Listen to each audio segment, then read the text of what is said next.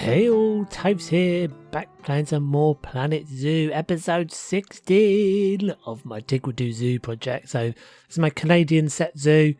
This is the second build using the European DLC.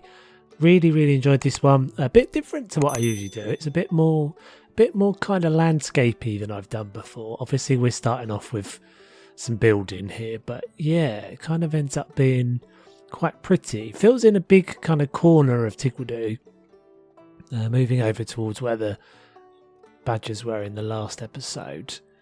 I have to say every piece in this DLC is so handy. There's like so many different little bits and pieces. It's almost like a little kind of filler pack in some way. Even these little, what are supposed to be bridge pieces, but they're perfect for kind of little arches and stuff, doing your own kind of custom archways. So this is supposed to be an older building and supposed to be something that potentially was there before the zoo. That was the kind of theory of it. So it's supposed to be kind of like a bit of a kind of farmhouse, bit of a sort of, very traditional looking building that's been repurposed by the zoo to fit in. So that's why it feels quite different. I'd say this whole area is feeling much more kind of woodlandy and much more like almost like a nature reserve. I haven't focused particularly on that side of it, but yeah, the zoo was always supposed to be, or the park itself was always supposed to be both a zoo and sort of a sanctuary. So I think this area makes more sense, and it's something I'm enjoying. As I said, it's not something I've done particularly before. It's all pretty dense. The rest of Tiguidou so far is all pretty dense and kind of squeezed in together. This is a little bit more spaced out, which I think is going to work well around the edges. So working on these doors, as I said, it's supposed to be something that's kind of been repurposed. So when you see the final building here, it's a kind of slightly grand looking building with a barn attached to it. This stone texture, this rustic stone texture, is perfect for that sort of thing. So I've done like a cladding here. It's actually supposed to be, even though I'm saying this is an old building, it's got a bit of a vibe that it's been kind of reclad and made a bit more modern. I think this timber cladding is a bit more kind of modern looking. So this took some time to get all this right. It's very high on the piece count, this one. I'm going to put it up on the workshop. I think it's going to have to be up on the workshop as a habitat blueprint, which is always a little bit more of a challenge to place down, I know. But yeah, a few places, I mean, obviously you can see crazy things like this, like creating your own tiled roof. Sometimes you just kind of end up with that being the only option because of the pitch of the roof. I did try several different iterations of this building. It went through quite a different stage. In fact, I've recorded pretty much half this episode with an entirely different looking building, and then just decided I didn't like it very much, and so repurposed it and rejigged it for something that felt a little bit more like it had a bit of a modern spin on it. It's a big building, so it's very visible from kind of in a lot of different places in the zoo. So I did a little combination of roofs here. So obviously I've done that entirely custom sort of tiled roof on the main part of the building, and then put alongside that this much more simple slate one, which I'd never actually realised was recolorable. Works really well. So I had a little bit of detail to this just to kind of rustic it up a bit. It was feeling at this stage fairly flat. I think the texture of that stone is really good and adds a lot of detail, but yeah, it's still already kind of feeling quite flat here. What I tend to do when I'm thinking about these sorts of buildings or building something like this is, if I'm not, sometimes I go and look at references, but sometimes I just kind of think about the things that might be kind of structurally make sense, like these sorts of little posts sticking out there. Typically they kind of look like they're just for design purposes, but they're actually the sort of thing that you'd see supporting an internal floor. So there is a floor inside there, so that allowed me just to kind of add a little bit of detail. And then a lot of the rest of this stuff is just sort of this clutter is all just to kind of add sort of little hints to the previously kind of agricultural purposes of this building, which I guess it still kind of has, but it's rather than having livestock, it's got rather than having cows and sheep as it may have done in its history, it's got deers in it. So adding a little bit of detail, you can kind of see where we are now. We're just down off the back of the bandstand. So I've ended up by the end of this episode kind of blending quite a lot of different areas together. There's still a few gaps, but we've blended together the top path where the timber walls are back down into this new deer habitat. Putting a little. This actually stumbled across this one. It's always a good little trick, occasionally a little interesting and unusual source of building items. If you go into the habitat items, not all of them work, but you do occasionally find one like this. I've used this piece that I've used for the fence here that will rotate both horizontally and vertically. And actually this works really well as that kind of, not quite sure what you'd call it, but almost like a sedum. Is that right? I'm not sure if that's the right word, but like a kind of natural material fencing. So then I started, this again changed a few times. Originally I had, the intention of this building was that there was going to be both some, obviously a shelter, but also, because I'm pretty tight on space is a bit of a premium in Tiguidou, and also because we have the staff buildings now on the complete opposite side of the zoo to this, I thought I would actually use the internal space of the main part of this building to house some staff facilities. Obviously kind of completely invisibly hidden away inside, but that meant creating a way for them, the staff, to get access to that. Originally I had it as like a raised thing that they had to go up into kind of the loft space, but I ended up feeling like it worked better as this kind of basement space. It's a bit, I haven't done any kind of stuff inside there, so it's just a kind of tunnel that goes through. But it ends up meaning I can get a big staff room and a keeper's hut into that space under there, and actually there's some space for some more stuff now in there as well. So working on the actual meadow now. So this was, as you'll have sort of seen, I've created these kind of big chunks to be plopped down all over the place, and there's one there being plopped down. I wanted it to really, as I said, to feel like a meadow, just to feel lush and rich in there. So lots and lots of layering here. This is the first pass, really, the big chunks. But you can already see how much of a difference that makes, and how much just more of an interesting texture that is compared to just the default long grass. The problem with the long grass is that it is very, very long, and you don't get any kind of degrees of length, which is kind of all right. But the meadow effect that I wanted needed to be kind of a bit more scruffy, and so combinations of lots of different things. It's the eel grass, the drin grass, various different textures.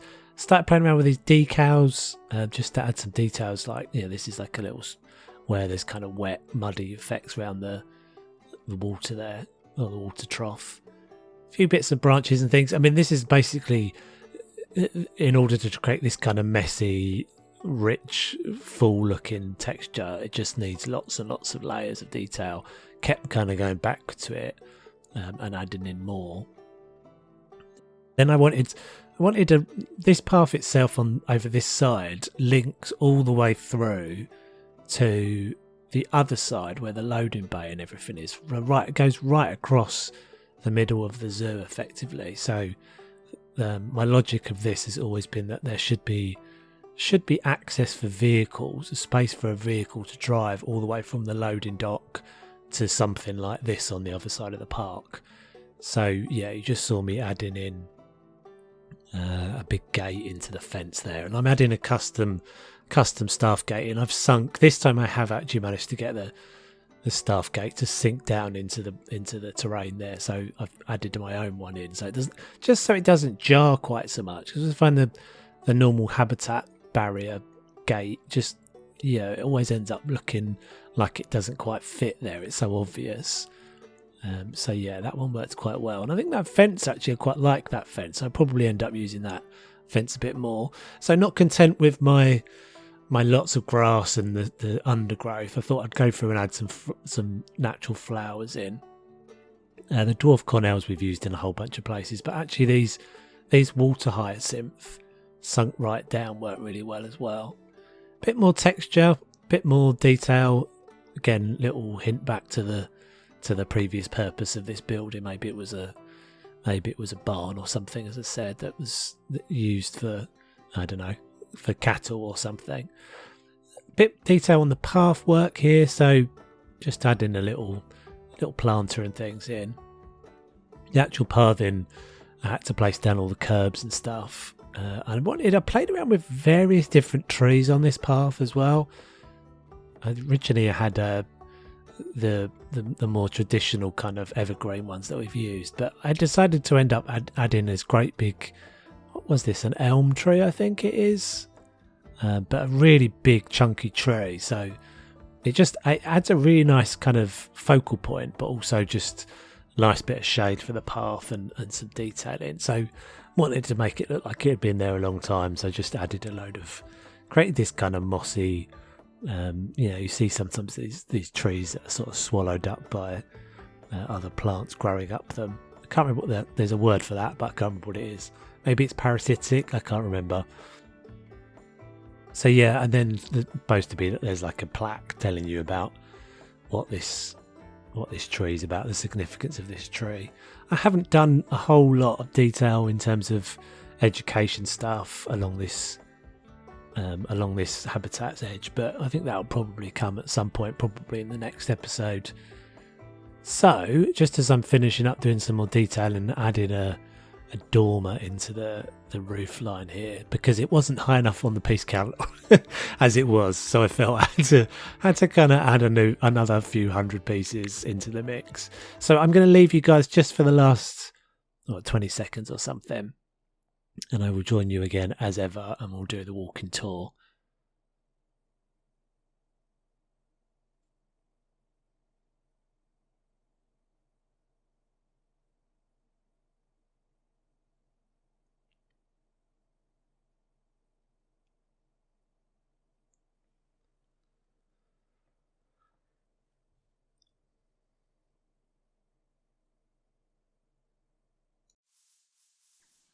Okay, welcome back. So we're going to start down here, just outside the gift shop, which is still a work in progress. Still going on, stuff still going on in there.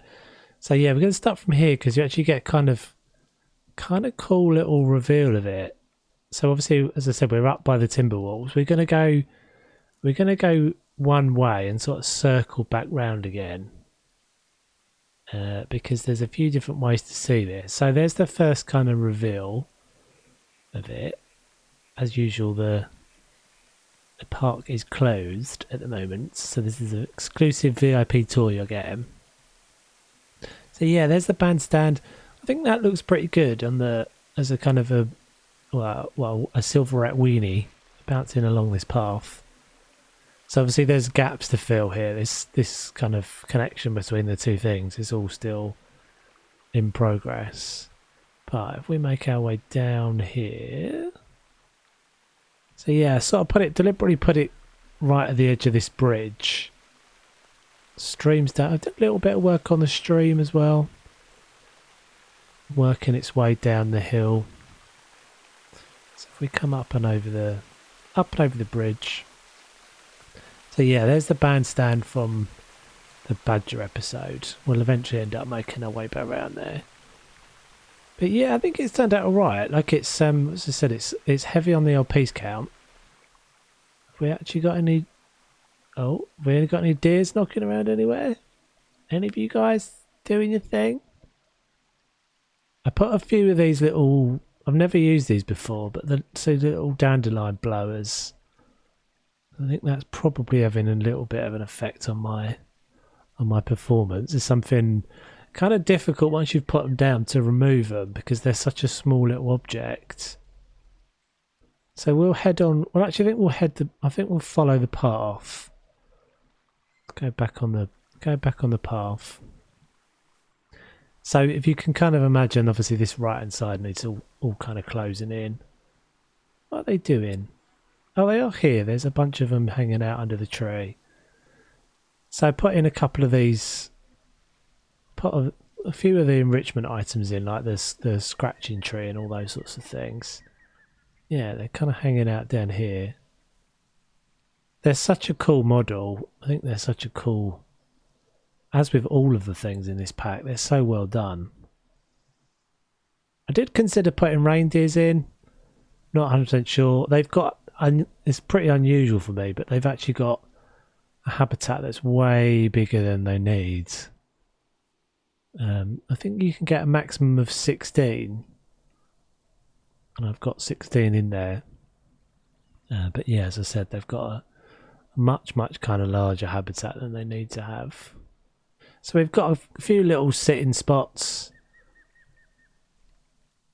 And then we come down to the tree. I'd love a way of filling these gaps in, guys. If you know a way of filling these gaps in, then do let me know. I guess I could have just done one great big solid piece of path. Maybe that's what I'll do. So there's my tree. As I said, it's supposed to look like it's kind of been there a long time. It's maybe a bit green, but I think I kind of like it. So let's make our way round. So they tend to hang out mostly down in this particular bit. I think this is pretty much where they spend most of their time. Not really for any particular reason, because there's no food or anything down this end particularly. So we'll make our way around this corner. So we'll head up this path. This is actually getting pretty close to the edge here, so this needs awesome love. But we're pretty close to the edge of a map here, which is pretty cool because it's the first time I've gone kind of fully from side to side. Yeah, I think those fences turned out really well. They definitely work as a fence. If you're wondering what it is, I don't know if you have noticed it from the speed belt, but it's a climbable natural platform. There's two different sizes of it. I think they both work pretty well. So we'll make our way up here and then we'll push inside the fence.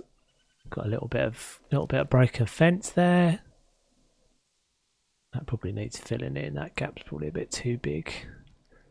The deer could probably squeeze itself through there. Oh, in fact, something's gone wrong, isn't it? Look, my hinges are all out of position and everything. So let's go inside. So we have... I'm interested in with quite a mix of them. So there's like albino ones. I think there's three. I think with most animals there's three variants.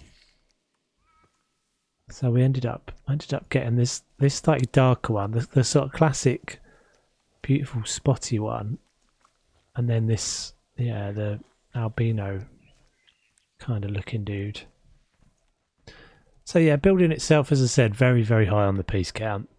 I'm going to attempt to get this up on the workshop, but be warned, if you try and pick it up, it's a difficult one. It's got to be a habitat blueprint. So the actual inside I kept really simple. I think this probably needs a little bit of work. I think probably just like a little trough or something in here. That's obviously just for their sleeping. Excuse you, after you. Let's have a little scoot round. Yeah, like things like the decals like make such a difference. The fact that they gave us them and they also recolorable. They're I guess they're probably a dangerous piece though. They're a dangerous piece, especially for someone like me who's like, okay, it's a decal. Like just in that one moment where I stopped, decal,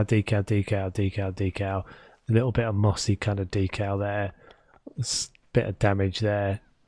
There's a bunch of different, like, they're just perfect for kind of just showing damage and things. Oh, looks like I've got a piece missing up there. Let's fix that before we move on, because I'll never remember. Yeah, as you can see, when you click to do anything with this building, it takes a minute. It takes a minute. That's when you know you've placed enough pieces. Come on, game. There we go. So yeah, it's all in sections, as it has to kind of be. As I said, there's nothing. It's all just a shell inside, but I have hidden some buildings in there, some facility buildings. So we'll just kind of go. We'll do a little sneak round the side actually, because there's. I did a little bit of just kind of blending this section in here, but we'll just come up here, stick our head back through this edge. So that's the. It's got a bit of hay sticking through there. That's the thing. There's always something to see. There's always something to fix.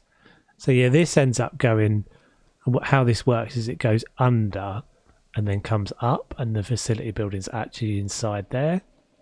So there's a bunch of kind of janky, weird, pathing things going on. And then last thing to see really is we just zoom our way through this incomplete bit. So this just gives you a bit of bearings as to where we are. This is back round to the badger habitat that we added in the last episode, and this little cool hanging out spot. So I have also, just to finish off, I have, if you remember from that last episode, this was a gap. So this is now back round to the timber wolves. And you get another nice little view spot from here now as well, down into the meadow. So let's just have a quick fly over so you can see this in context. It's all a pretty big, as you can see, it's a pretty big chunk. I think that's probably the largest habitat that I've added so far. But does really add something, I think. It's definitely kind of added some more spaces, because obviously as I said, this is all very dense and tight and over here. Anyway, peeps, thank you very much for hanging out. Please don't forget to like and subscribe. Very much appreciate it. If you're watching this just after Christmas when I'm releasing it, then I hope you had a good Christmas, and I shall see you in the new year. Take it easy.